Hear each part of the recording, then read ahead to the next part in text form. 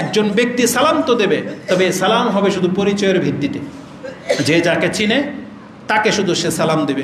এটা বাংলার বিশ্বের সমস্ত জায়গার এই চিত্র, একটা জায়গা ছাড়া। কারণ আমি একবার সিলেটের একটা অঞ্চলে গিয়েছিলাম, পীরগঞ্জ, সেখানে আমরা দেখেছি রাস্তায় দাঁড়িয়ে আছি, স্কুলের, এটা মাদ্রাসার পোলাপান না, স্কুলের পোলাপান, সিলেটের পীরগঞ্জের একটা জায়গা, স্কুলের পোলাপান, সে এমন কোনো ব্যক্তি নাই যে সালাম না দেবে।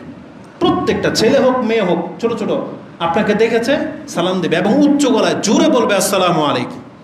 এই জিনিসটা শুধু আমি বাংলার জমিনের সিলেটের পীরগঞ্জের এলাকায় পেয়েছি। আর বাকি আপনি আমার ঘর বলেন, আপনার ঘর বলেন, আপনার সমাজ বলেন, এমন একটা ডিস্ট্রিক্ট দেখাইতে পারবেন না যেখানে এইভাবে সালামের প্রচলন আছে। তো রাসূলুল্লাহ সাল্লাল্লাহু আলাইহি সাল্লাম বলেছেন, কিয়ামতের পূর্বে পরিচিতি ছাড়া একজনকে দেখা হলেই যে সালাম দেবে এই প্রথা উঠে যাবে। অথচ আপনাকে কিন্তু ইসলাম শিক্ষা দিয়েছে, ইসলামের সবচেয়ে বড় সৌন্দর্যতাই কিন্তু এটা যে একে অপরকে খাওয়াবে, একে অপরকে সালাম দেবে, সে চিনুক আর নাই চিনুক। আর হাদিস বুখারীতে আছে, রাসূলুল্লাহ সাল্লাল্লাহু আলাইহি ওয়াসাল্লাম তিনি বলেছেন,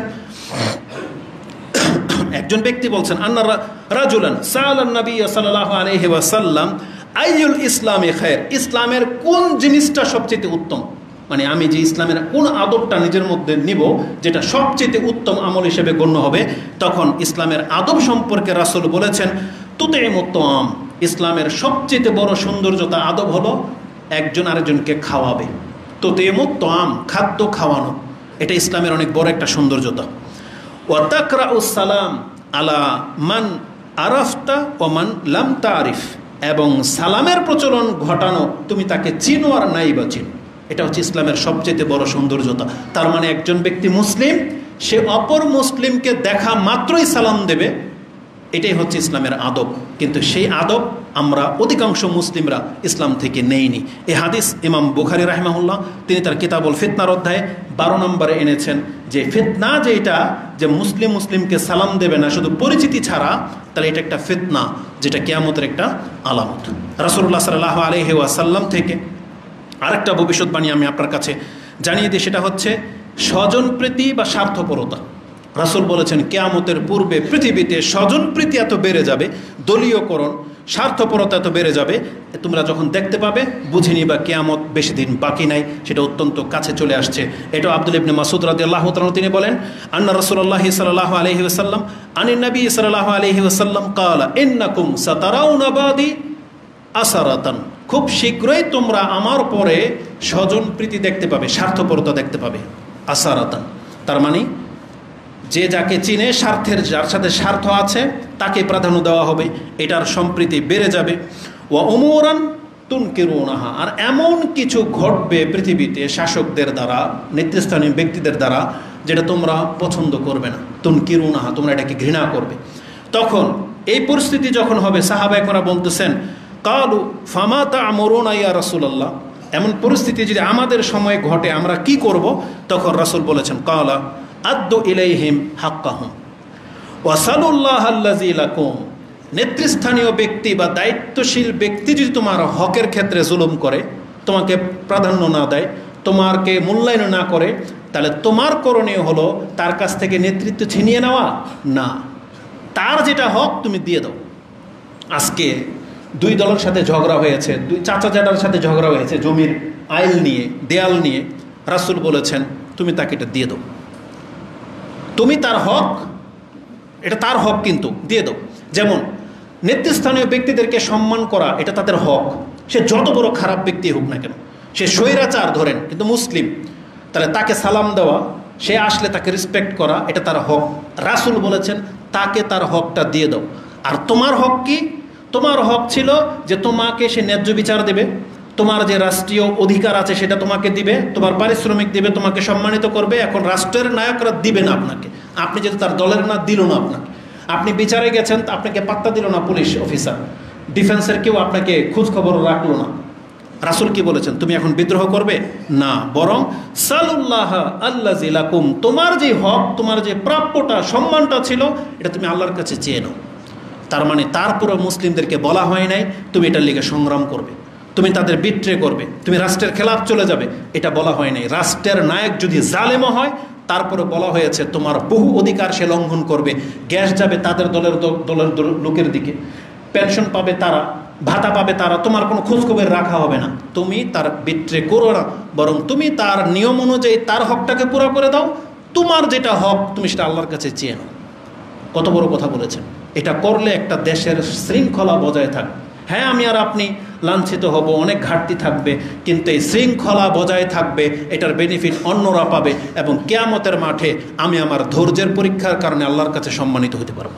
কারণ রাসূল বলেছেন, তোমরা ধৈর্য ধারণ করো, ইসবিরু হাত্তা তালকাউনা ইলাল হাউদ, আমার সাথে হাউজে কাউসারের মিলিত হতে চাইলে তুমি ধৈর্য ধারণ করো। তার মানে ইসলামের উপরে কায়েম থাকো, তুমি অন্যের হক নষ্ট করবে না, তোমার হক নষ্ট করবে সেটা কিয়ামতের মাঠে বুঝতে পারবে। তাহলে আজকে মুসলিমরা, আমরা যারা দিন শিখতেছি, তারা যদি এগুলো না গ্রহণ করি, আমরাও যদি রাস্তায় নেমে যাই, আমরাও যদি বিট্রে করি, তাহলে এই ভোগান্তি, এই মিম্বরে বলেছিলাম যখন এই যে রাষ্ট্রের মধ্যে বিশৃঙ্খলা শুরু হয়েছিল, তখন এই মিম্বরে বলেছিলাম এটা কোনো হক পথ হতে পারে না।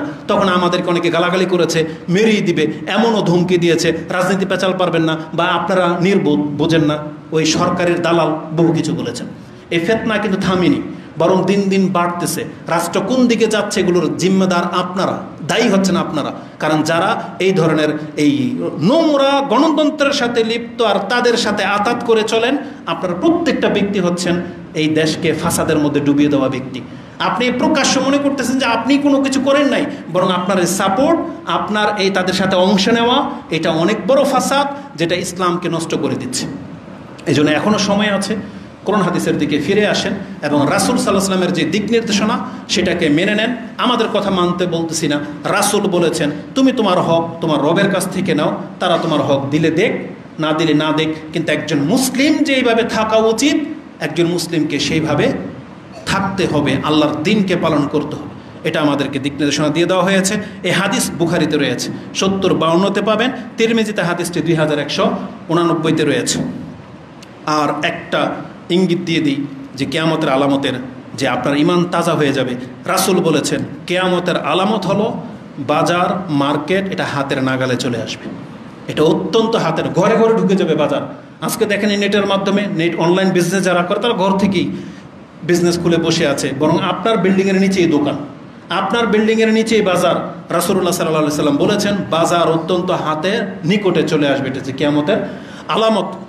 আবি হুরায়রা আন রাসূলিল্লাহি সাল্লাল্লাহু আলাইহি ওয়াসাল্লাম কালা ইউশিকু আল্লা তাকুমুস সাআ, আমি যেটা সন্দেহ করি যে কিয়ামত খুব নিকটে চলে আসছে, তার আলামত কি তোমরা দেখতে পাবে, তা অতদিন পর্যন্ত আসবে না হাত্তা ইউকবাদুল এলেম উঠে না যাবে, ও তাজহারুল ফিতান, ফিতনা প্রকাশ না পাবে, ও ইউকসারুল কাজিব, মিথ্যা বেড়ে যাবে, ওয়াতাকারাবু জামান, সময় সংকীর্ণ হয়ে যাবে, ওয়াতাকারাবা আল আসওয়াক, বাজারগুলো বাসার একেবারে নিকটে চলে আসবে, মানে শহরের একেবারে নিকটে চলে আসবে বাজার। আর আপনারা দেখতে পাচ্ছেন মানুষ শখ করে আজকে বাজারে বসবাস বেশি করে। যেখানে মার্কেট এরিয়া সেখানে মানুষের বসবাস সবচেয়ে বেশি, কারণ এখানে মজা লাগা, রং তামসা সব হয়। কিন্তু আপনি একবারও বুঝতে পারতেছেন না যে এটা আপনার ইমানের জন্য বড় খাতরা, আপনাকে দুনিয়াবি করে দিচ্ছে এই বাজার সমাজ, এই মার্কেট এরিয়া, যেখানে ফিতনা ফাসাদ সবসময়, উন্মুক্ত নারী, মিউজিক, লাইটিং সব কিছু জেগে থাকে, রাতের 12টা-1টা পর্যন্ত দোকান খোলা থাকে, আর আপনি সেই শহর কেন্দ্রিক বসবাস করার ইচ্ছা পোষণ করতেছেন। অথচ রাসূল বলেছেন ওয়াতাকারাবা আল আসওয়াক ওয়া ইউকসার আল হারাজ, কিলা ওমাল হারাজ, বলছে আল কিতাল আল কাতল। সেটা আমরা জানি যে হারাজ বেড়ে যাবে, মানে হত্যা বেড়ে যাবে। এই হাদিসটি ইমাম ইবনু হিব্বান তার সহিহ সনদে বর্ণনা করেছেন 6718, এবং মুসনাদে আহমদে হাদিসটি 10724 রয়েছে।